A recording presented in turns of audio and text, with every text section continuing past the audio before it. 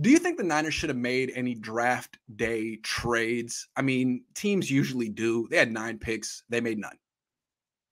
I most definitely do believe that they should have made some frickin' trades. There are 23 rookies coming in, Grant. 23. That's a lot of rookies for a team that was just in the NFC Championship game, and we all say, oh, the Niners are a very deep team. They're a very deep team. One of the best rosters in the league, right? That's what fans say. That's the story.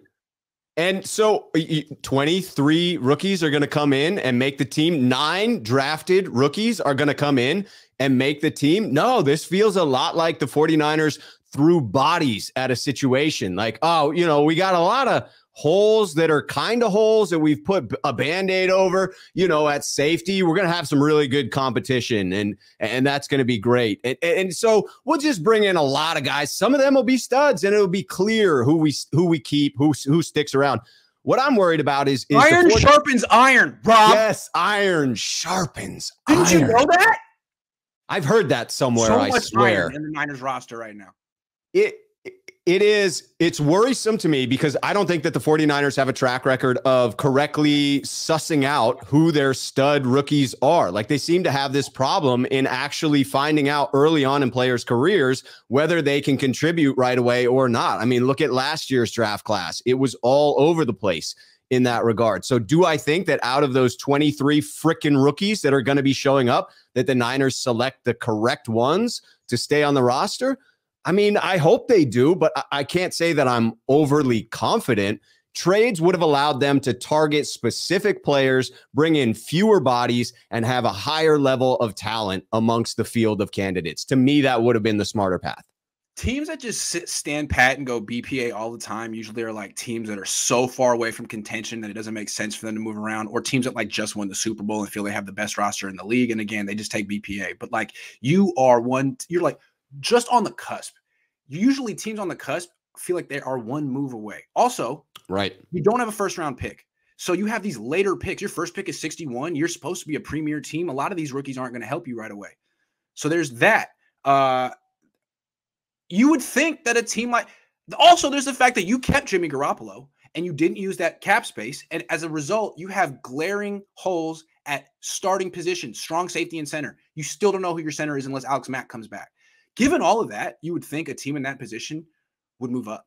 Yeah. Like, you have 9 picks, go get a starting center or go get a starting strong safety, someone that you feel is up to playing on this caliber of a team and go win the Super Bowl. But this team is like,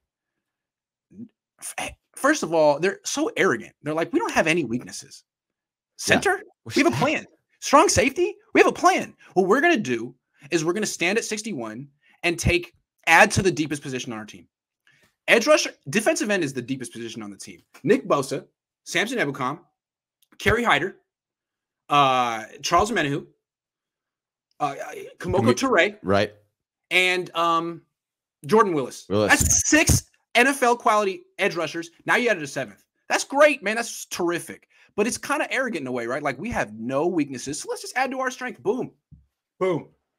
I don't know. To me, they had a real opportunity to trade up to 51 and get Cam Jurgens, who would be their starting center for a while. They could have gotten Creed Humphrey, who would have been their starting center for a while. That's a real need. Unless Alex Mack comes back and plays 2 more years, you're probably going to regret not getting a center in this draft.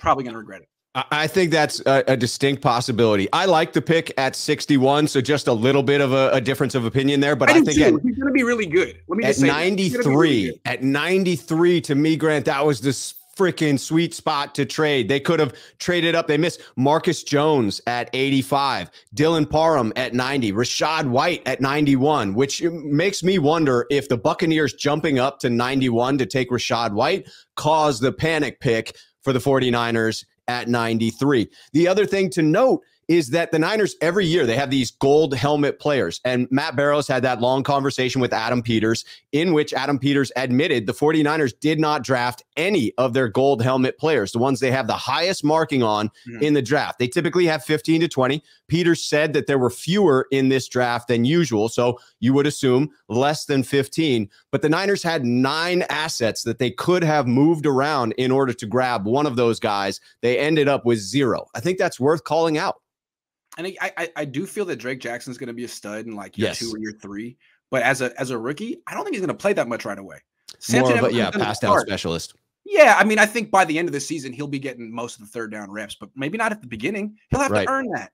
So again, that's fine. But this is a team that was just in the NFC Championship game. You think you could have traded up for an instant impact player. Drake Jackson's going to be an impact player, but maybe not right away. Maybe not right away, because you have 6 grown men you got Kamoko Toure this offseason. He's really good. And you still have Ebukam. You still have I like Willis. I like Hyder. I mean, Hyder's had 8 sacks the last time he was on this team. So there's a lot of grown men that this guy's going to have to beat out, and he will eventually. He'll earn it. Yeah. But you could have traded up for Jaquan Brisker. You could have traded up for Cam Jurgens. You want a wide receiver? You could have traded up for Sky Moore. And you stood pat and didn't draft, and you added to the strongest position on your team. Fine, because you have no weaknesses. Yeah. I'm just saying, if you had gotten rid of Jimmy and addressed safety and center in free agency, by all means, stay at 61 and don't trade and take BPA. By all means.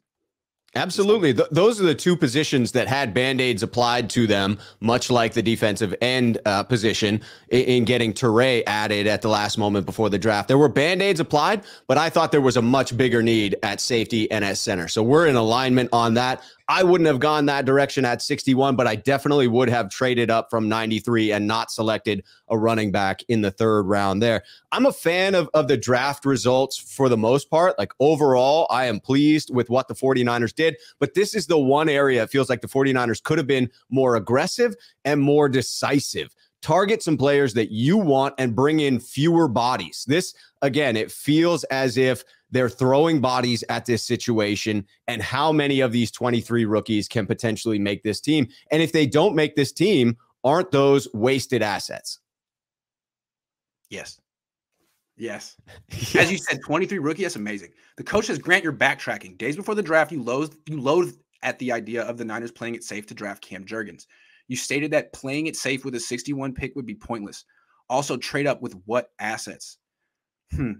Well, look, it seems to me that the NFL really likes Cam Jurgens. It seemed to me that the way the draft ended up playing out is after him, the NFL isn't looking at really any instant impact centers. That's why a lot of them fell. So if you wanted an instant impact center, it seems like you needed to get the dude who went to Baltimore or this guy. You needed to get one of those 2 guys. Otherwise, you got to like beg Alex Mack to keep playing, or you should have signed Mason Cole in free agency, someone like that. So that's fine. If you don't want Cam Jurgens, you felt you had to reach for him, whatever. I did notice that Jason Kelsey said he's the best center he's seen since him, and that seems like a hell of an endorsement. I mean, he would probably know how to judge centers better than me. I'm just saying it's a decision that the Niners made that they might regret. I'm not the best drafter either. I'm not sure what I said the Niners should do at 61 this year. What did I say? I don't know. But anyway, I'm just saying, hindsight.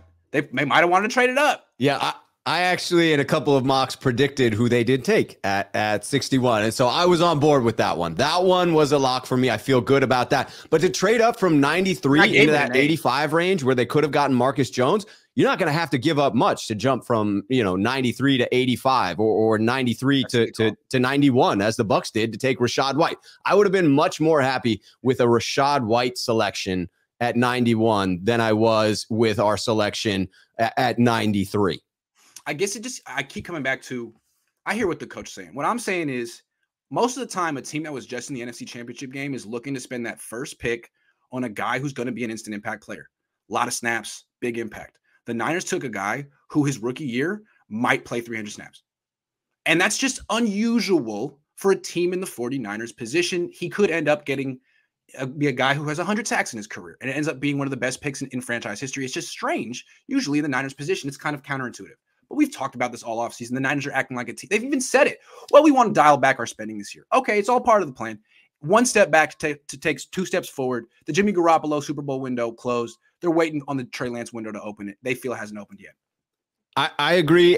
I do think you could see an Aldon Smith type of situation. I'm not predicting that type of dominance, but if you see that level of, some level of contribution on a passing pass rush specialist coming in, that could prove the value worth it. But at 93 with Tyrion Davis-Price, what does he need to do in order to justify that pick? Does he need to be the leading rusher on the team? Yes. Yes. Yes. He needs to be really good. Brian Levin says, imagine Trey plays well, not great, gets hurt in the divisional round. Jimmy takes him back to the Super Bowl, win or lose. What do the Niners do next? That would be a lot like what happened in Philly. It'd be tough. It'd be really tough because I win or lose. What do the Niners do next? Well, if they lose, you stick with Trey. If they win, you got a real problem. Yeah, a real problem. Even if they lose, that would be another scenario of like, oh, we're going to trade Jimmy, but we have a really high value on him. He is worth a lot. And we'd go through another offseason of teams not wanting to trade what the Niners are asking, and it would be a real mess. It would. I mean, they'd have a Lombardi, but it would be exactly what happened to the Eagles. You know, they never really survived that mess, and everyone got fired. Totally worth it. I will take that in a heartbeat. I will trade pretty much anything for that 6th Lombardi.